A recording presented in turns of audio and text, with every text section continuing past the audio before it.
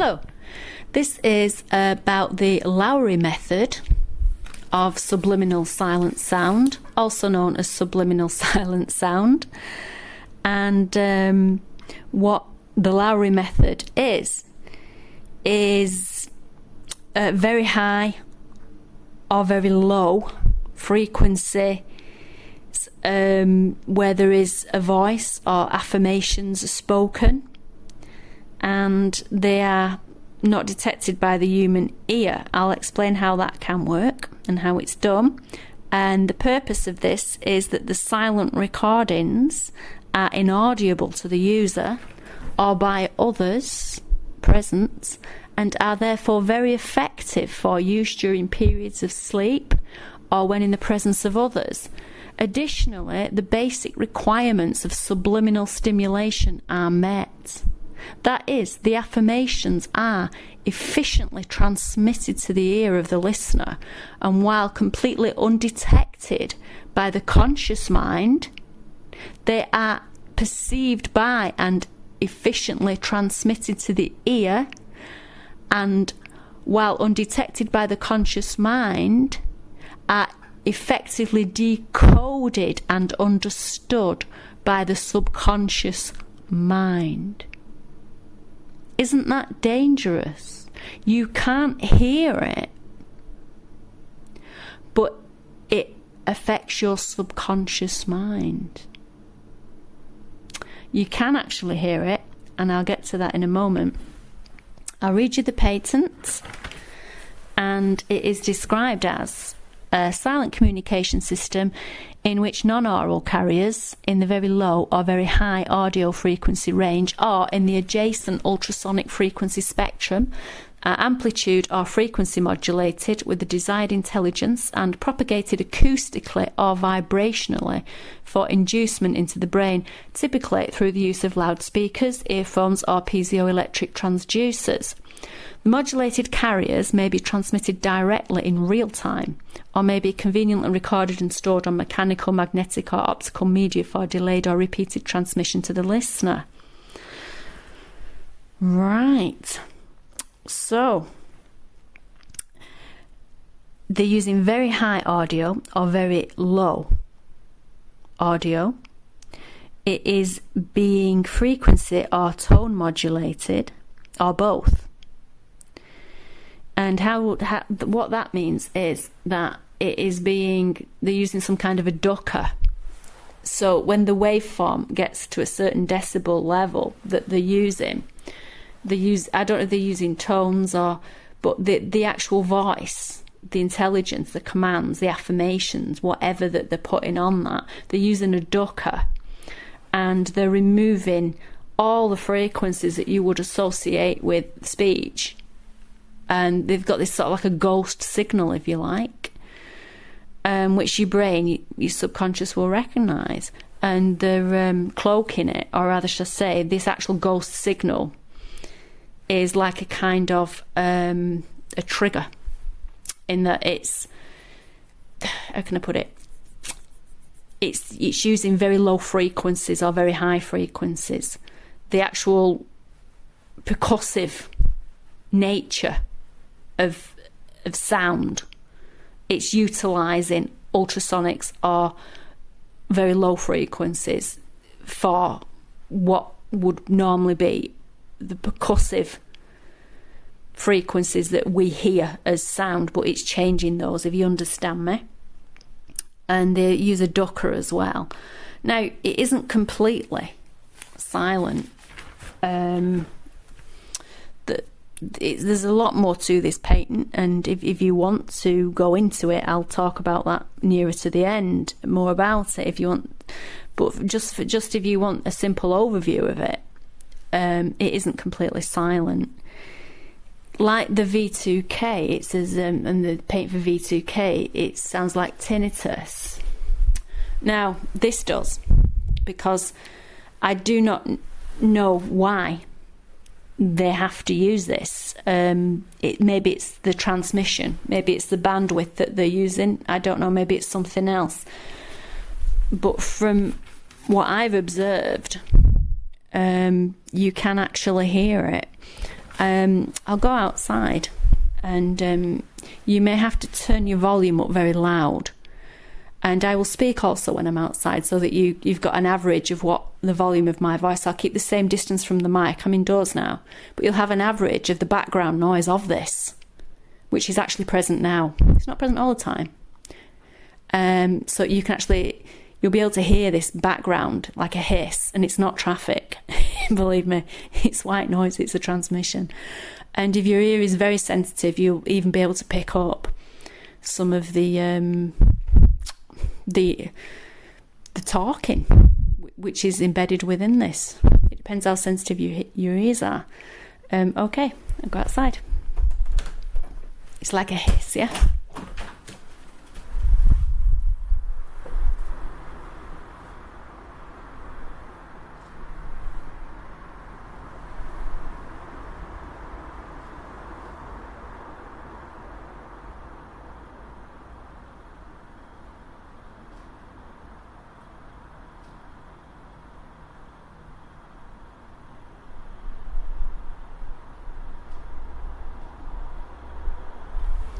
That's a car going past.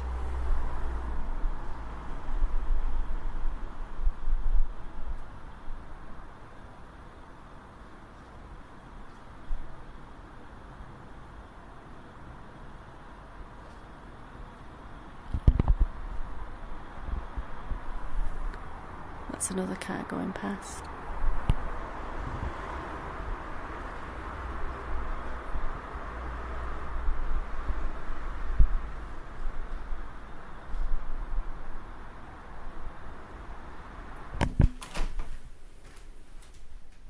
Come back indoors. That may be difficult to hear on this bit rate because I'm just doing it in 16-bit, and it's not. So what I've done is I've recorded it in a higher bit rate, and I've put that on a separate audio. So if you had trouble hearing it then, you can definitely hear it on the higher bit rate. Right. So some more information about this Lowery method of subliminal silent sound. It says here that the have a look now. Just as an audio signal at 14.5 hertz is modulated with the desired information. This type of modulation may be any type suitable for subliminal applications. Frequency modulation, FM phase modulation, upper single sideband with suppressed carrier, amplitude modulation, tone modulation. So they're mucking about with all the parameters of how we would normally recognise it in order to disguise it while still keeping the percussive element there. For broadcast applications, a high audio frequency selected as the carrier frequency must meet two basic criteria. 1. It has to be high enough in the audio spectrum that its presence to the human ear is essentially unnoticed or undetectable, without being informed that the signal is actually present. Well, like I said, you can actually hear it. It's very... Or it must be low enough in the audio spectrum that it and its modulated content can produce a useful output power from home entertainment type cassette or reel-to-reel recorders. Alternatively, the output of the system can be fed directly into an audio amplifier and its speaker earphone system, a PA, etc. You understand? The modulated information is inputted. This is just how to do it into the microphone and how they use the different oscillators and stuff. This is the frequency modulated carrier centered at 14.5 hertz. Sorry, 14.5 kilohertz, as generated above and played through a tape recorder or amp speaker system as a speaker output, impinging upon the upper slope of the ear's response curve. The frequency modulated excursions of this language is so funny. The frequency modulated excursions of the speaker output swing between points 23 and 24. That's the frequency response curve of the ear that it's referring to. There's a diagram.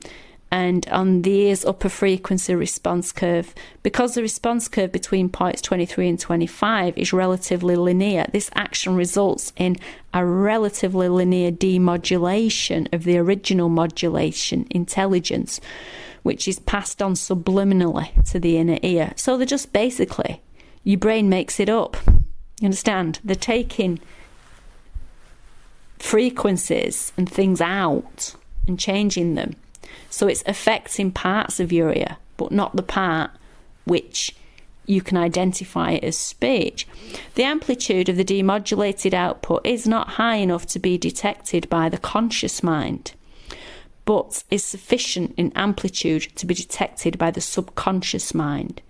In the field of communications engineering design, the above demodulation process is known as slope detection and was used in early FM receiver design.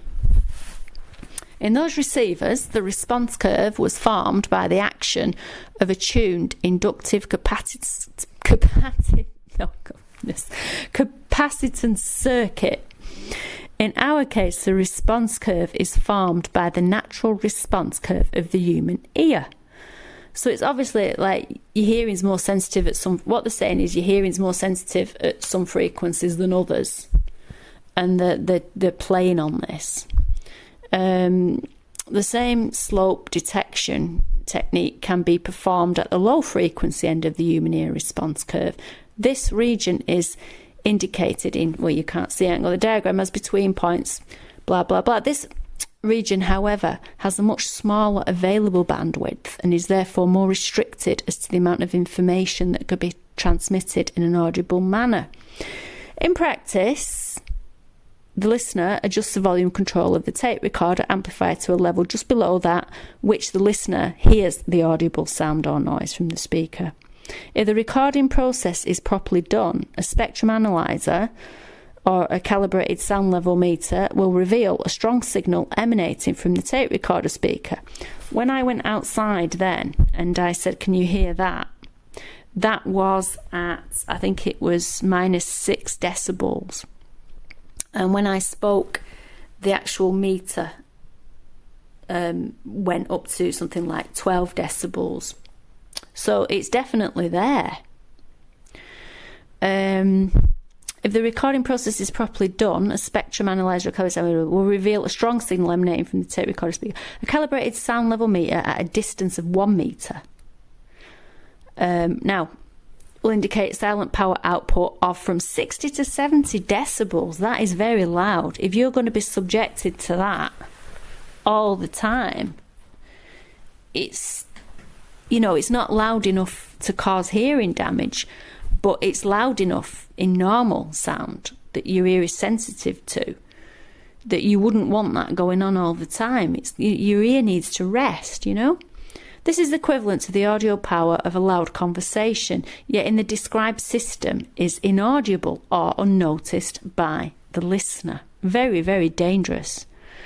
Right, there's a lot more information here, and some of it's quite technical. Mainly about band passes and frequencies and attenuating certain frequencies and noise outside of the frequencies of interest, which will be anything that you can hear, one presumes. The amplitude, modulated audio output signal, blah, blah, blah. So there's loads and loads of information about this, and I've given the patent number, but basically you now know what it is and what it is used for.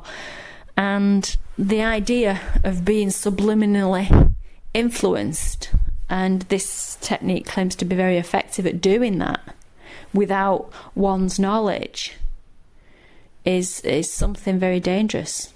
Okay, thank you. God bless. Bye.